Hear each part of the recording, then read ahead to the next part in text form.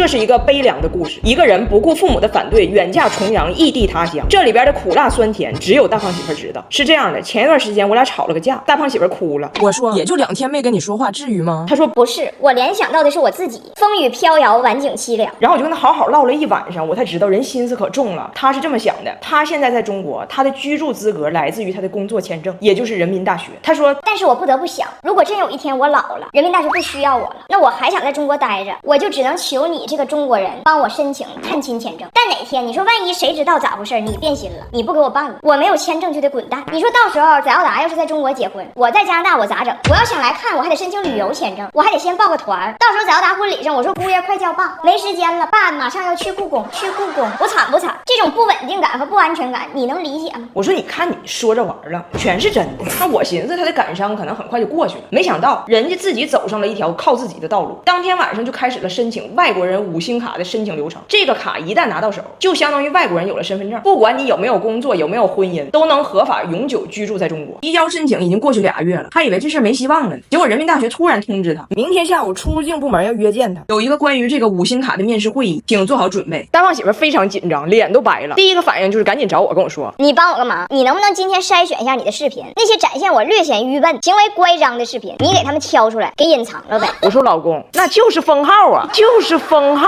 啊。然后大胖媳妇抓住我爸问，老丈人，你陪我练练呗，在面试期间怎么把我中国通的这个优势发挥出来？我比别的外国人都了解中国文化，那中国年轻人追的热点我都跟。听你的心，一天一天看着你的心，我受不了了。你开心，我安心。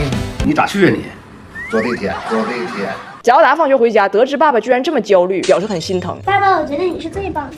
我也觉得你是最棒的。我觉得你一定能拿到。我也觉得你一定能拿到。而且如果是最坏的结果，你将来有一天要离开中国，那我们就跟你去加拿大呗。我也，咱俩去加拿大了哈。一家人当然要在一起啊。但是我已经有亲爱的人了呀，她是一个卖淋巴米的小女孩。淋巴米啦，可爱不？奶弟是不是编的？是，我不想去加拿大。大胖媳妇即将接受5星卡的会议考验，而同时比这更大的是他们父子感情的考验。虽然我不在家，消息倒不少。俺家办了爱家亲情网，给拿铁设了520短号，全家免费包电话粥，还能分享流量。孩子啥都跟我聊，用灵犀屏可视通话，电视、电脑、学习机的活都能干，1屏抵5屏，全屋端着走。家有灵犀，啥都省心。会议开始，大胖媳妇很快被告知5星卡的申请标准，单从在人民大学在职并且有博士学位这一点就已经符合了，没啥大问题，回家等着就行了。大胖媳妇回家带来喜讯，大家都很开心。Hello， 回来这边。Daddy， 这上是的，还不错。Congratulations, Dad。哦，thank you。老拥抱咋这么爱拥抱呢？晚上10点，拿铁睡着了。恰好找到了这个，这是在拿铁枕头底下找到的，他自己偷偷画的，没告诉我们。你看，这个是一个星星，可能是想让你拿到5星卡啊。他其实是怕你拿不到5星卡的，所以就自己画了一个。You love you so much， 他只是不想说。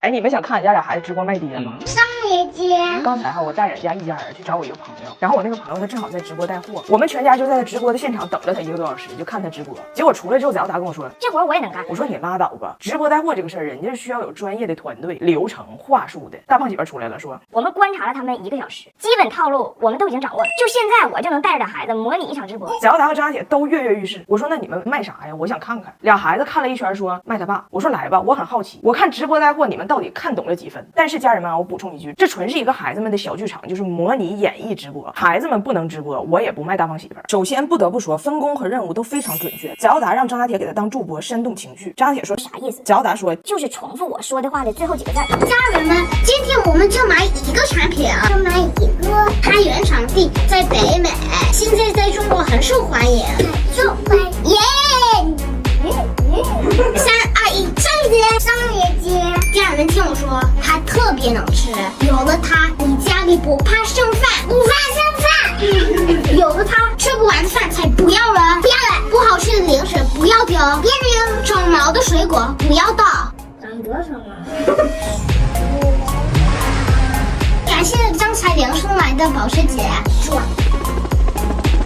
感谢张彩玲送来的时尚机，感谢家人们的支持，谢谢家人们支持。这么多礼物啊！还有的吗？不是咱自己刷的，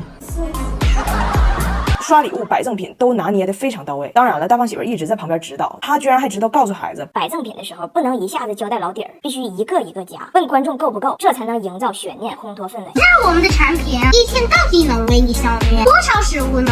正常的一天就吃这些，对不对？在这个直播间，我再给你加几个汉堡，5个，对不对？够吗？不够，再来，够吗？不够，上几次？今天在这个直播间，家人们听好了，我还送上3个烤冷面，不要炸烤肠，双档。当然张大铁当主播也有重复失误的时候。还有什么呢？还要加烤肠张大，别说话，说话。你觉得够了吗？他还能吃。注意了，家人们，1个奶茶，2个奶茶，够了吗？够了吧？你说不够？不够，来，3杯奶茶。让。放在这，1、2、3。我认为啊，他们的观察非常精准，非常聪明。我有时候看着孩子随机应变的机灵劲儿，不服不行。都说0到3岁前的1000天是成长关键期，拿铁喝成飞鹤星飞帆卓瑞，营养上那真是没话说。而且飞鹤作为连续5年销量No.1的行业老大哥，就俩字儿靠谱。家人们这么能吃的了，在别的直播间最起码得卖499，今天给家人们打折也得299。在这个直播间我们跳了网，甩母曼归类只有99.9米。除此之外，家人们还有在别的直播间这么能吃的，只给你100斤，100划了。但是我拿起100划了。可能有的人会给你200斤，但是家人们，我给你这个数，如果还是不满意，我再送张彩玲抖音号。不让送。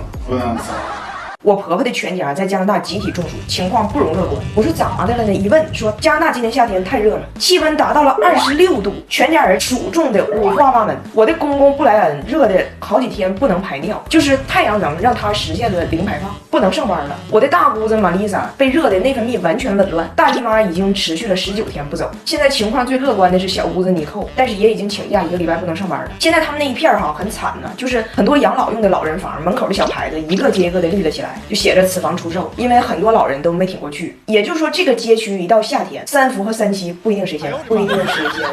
那为什么会这样呢？因为他们的室内没有空调。大家可能知道，温蒂在加拿大的工作呀，是在福利院带那些智力有缺陷的孩子。他们这个地方呢，就是落后的非常平等，即使是福利院这种地方，它也没有空调。但是为啥温蒂现在中暑的症状最轻呢？因为他天天带着孩子们去商场蹭空调、看电影、搭积木。其中一个患者呀，阿拉伯数字刚能数到5，但是女性视角电影《芭比》已经看了6遍，但是这些项目呢，温蒂不是很喜欢。他真想去商场蹭的呢是那些 SPA 店、美容店，还有空调，还给他去皱。但是呢，他的单位不给他批这个预算，因为别的活动像看电影啊、搭积木啊，你怎么说对智力的修复都有一定的辅助作用。但是做脸修复的是青春，审核结果认为它不属于这些患者人生最首要的问题。完那天他给我打电话，看我在那做 SPA， 问我你是不是也去蹭空调？我们这儿都有空调，哪儿都有，不用蹭。我在美容院做脸有空调，我回家自己用雅萌护肤也有空调。但是我听完他们被热成这样这个事儿吧，刚开始我觉得有点好笑，后来我是有点焦虑。26度给热成这样，那这仨女的过2天来到41度的北京，能不能出机场啊？不得碰瓷儿啊！然后我一说，我说北京比那热多了，他们说没事儿，不可能有我们这热。大胖姐为了佐证中国有多热，给他们看了很多短视频，就咱们可能也刷着过，大马路上摊鸡蛋，车前盖上煎五花。看完之后问他妈，你怎么想？温迪说，哎妈，中国人挺饿的，怎么搁哪不做饭呢？所以他们现在就根本就不能想象我们这儿能有多热，非常嚣张，要这个周游华夏，要去的省份多达20大几，覆盖了中国大半壁江山。但是因为咱们这个景点啊太多了，记得稍微有点杂，跟我说要去云南看兵马俑，去内蒙古看大熊猫，去海南岛看壮观黄河，去哈尔滨看乐山大佛，就是这么一个路线。还告诉我说这次预算开的挺高，大概准备了就8000到1万的人民币，问我这些地方是不是都能玩好。我说你仨就是拖这个活着费劲的体质，非整那个特种兵式旅游，最后你们换景景点基本就得靠全国各大医院转院。